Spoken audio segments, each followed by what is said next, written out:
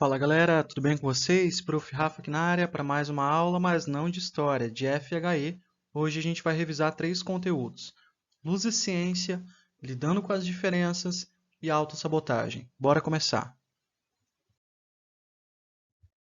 No nosso primeiro assunto que a gente vai trabalhar na revisão é um vídeo que fala sobre luz, um vídeo do Nerdologia. Ele vai falar sobre o papel que a luz tem, que a luz teve na humanidade. E o primeiro exemplo que ele dá é o fogo, né? Uma forma de iluminação que a gente usou aí na sobrevivência da pré-história, por exemplo, para o cozimento, para a iluminação, para a proteção. E que no século XIX ele faz um salto temporal e ele vai falar de um problema da mineração inglesa do século XIX, que eram os mineiros dentro das áreas de mineração e as escavações liberando um gás explosivo. E aí um químico resolveu o problema. É aí que ele começa a falar sobre o papel da ciência em relação ao exemplo do fogo, em relação ao problema que aparecia. E aí esse químico, auxiliado pelo Faraday, criaram uma tela metálica que cobria a chama, que continha o fogo e que dispersava o calor, sem explosão dentro de uma área de mineração. Tudo isso baseado no que ele chama de princípios do método científico. O que hoje a gente chama de ciência, ela é baseada em algumas estruturas. E aqui no vídeo ele vai falar sobre que esses químicos eles fizeram uma série como se fosse um passo a passo, né? Observação, experimentação e analogia, que é o que a gente vai conhecer como ciência. E o vídeo então fala que a ciência é uma maneira intencional de não só entender a natureza, como foi o caso ali do problema de mineração, como também manipulá-la e controlá-la, até salvando vidas, que foi o caso ali dos mineiros no século XIX, já que aquela tela metálica cobria a chama, ou seja, conseguia iluminar dentro da mina, continha o fogo, você não perdia esse calor e essa iluminação e dispersava o calor sem explosão nenhuma, salvando aí milhares de vidas. Então, perceba, a luz como algo, como uma ferramenta de trabalho e a ciência chegando para tentar resolver um problema em relação a ela. Poderíamos falar de qualquer outra coisa que a ciência aprendeu a manipular, aprendeu a controlar, justamente para facilitar, para melhorar a nossa vida humana. E aqui ele também fala no vídeo, ele dá o exemplo de Thomas Edison, que é um dos pioneiros da invenção da lâmpada, e que a ciência ela vai trazer inovações. É só você olhar ao seu redor, quanta coisa foi inovada nesses últimos anos. Então, o vídeo ele quer te mostrar a importância da ciência e que ela não só criou novas formas de luz, como a lâmpada elétrica, como o LED, como as lamparinas, qualquer forma de iluminação, como também se transformou na melhor forma que a gente criou conhecimento, que a gente cria conhecimento. Então, esse vídeo ele quer te fazer refletir sobre a importância da ciência, sobre a importância do método científico, a importância de valorizar os nossos cientistas ou as nossas cientistas. Então, é esse olhar que o vídeo quer mostrar. Esse é o primeiro assunto revisado. O segundo assunto que a gente vai revisar foi uma semana em que tinha um vídeo, uma animação, que você está vendo algumas imagens aí, e tinha uma matéria para ler sobre deficiência física. Nesse vídeo, nessa pequena animação, mostra a história de um menino e a mãe dele resolve fazer uma surpresa, entregando então um presente, um cachorrinho. E esse cachorrinho, o menino percebe que ele tinha uma má formação em uma das patinhas. Num primeiro momento, ele ignora esse cãozinho, mas conforme o tempo vai passando, é como se o cãozinho conquistasse esse menino, e aí no final do vídeo esse menino está brincando com o cachorrinho. O que aparece no vídeo que ninguém esperava é que esse menino também tinha uma deficiência física, também tinha uma má formação na sua perna. E aí a reflexão que eu trouxe para vocês é justamente pensar sobre isso. O que é uma deficiência física? É uma complicação que limita a mobilidade da pessoa. Ela vai precisar de uma muleta, ela vai precisar de uma cadeira de rodas, enfim, algo que ajude, que auxilie a mobilidade e a coordenação dessa pessoa. Pode afetar os membros, né, braços, pernas, mas pode também afetar a fala em diferentes graus. E como que a gente pode lidar com isso na escola? Né? Como é que a gente lida com a situação de que nós temos uma pessoa com complicações, com limitações na sua mobilidade? Bom, o jeito ideal, de acordo com a matéria que vocês leram, é adequar a estrutura do prédio da escola. Por quê? Porque quando eu coloco acessibilidade, rampas, elevadores, corrimões, banheiros adaptados, tudo isso é para atender quem necessita, quem tem essa limitação. Então, como lidar com isso da melhor forma? Adequando os nossos espaços.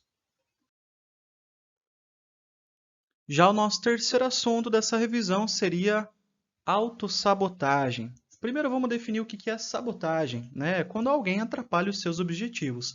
Autossabotagem é quando você mesmo atrapalha os seus objetivos. Sabotar os nossos próprios planos. De que forma? Colocando obstáculos no que a gente busca, ou a gente fica criando justificativa para um resultado ruim antes mesmo de acontecer. E a gente, no vídeo, percebe que tem algumas formas de autossabotagem. Em um primeiro momento, a gente tem autossabotagem comportamental e autossabotagem por afirmação. Qual é a diferença de uma para outra? A comportamental é quando a gente quando nos comportamos de forma a praticamente garantir que o desempenho vai ser prejudicado. Ou seja, eu tenho uma prova para estudar amanhã, mas eu fico jogando hoje, decido jogar o dia inteiro hoje. Então, é uma forma que eu encontrei de já justificar por que eu vou mal na prova amanhã, porque eu fiquei jogando o dia inteiro. Mas eu decidi fazer isso, eu me comportei dessa forma. Já a autossabotagem por afirmação é quando a gente começa a mentalizar o fracasso antes mesmo de agir. Ou seja, eu tenho prova amanhã e eu já estou pensando hoje, vou mal na prova, vou fracassar na prova, não vou atingir o meu objetivo. Então, perceba, são duas coisas que fazemos, que criamos antes mesmo dessa coisa acontecer, que nesse caso do exemplo que eu dei era fazer a prova, fazer a avaliação. No primeiro exemplo eu fiquei jogando o dia inteiro, já sabendo que isso vai me prejudicar. No segundo exemplo eu já estava mentalizando que eu ia fracassar. Às vezes acontece as duas coisas, eu já mentalizo e também eu já vou lá jogar, porque eu já estou pensando que eu vou mal, então eu já vesti essa camisa, né, que eu vou mal na prova, e aí eu fico reclamando, eu vou mal na prova amanhã, então eu vou jogar hoje, não tem problema nenhum.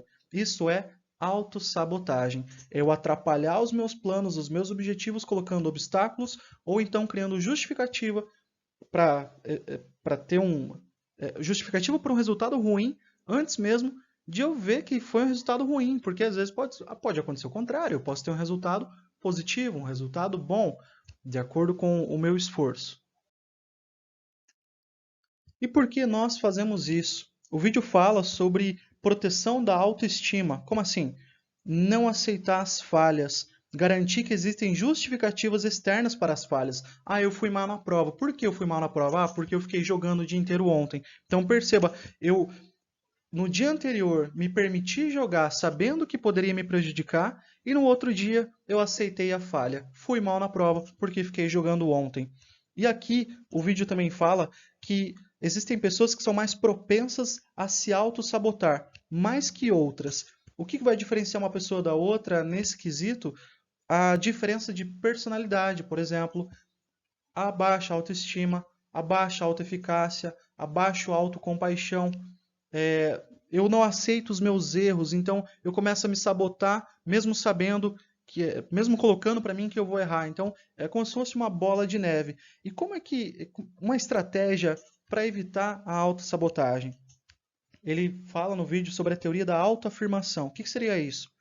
Refletir quais são as minhas metas, refletir quais são os valores que estão me trazendo até aqui, refletir sobre as coisas importantes para mim, achar sentido nas coisas que eu estou fazendo, aprender com a experiência.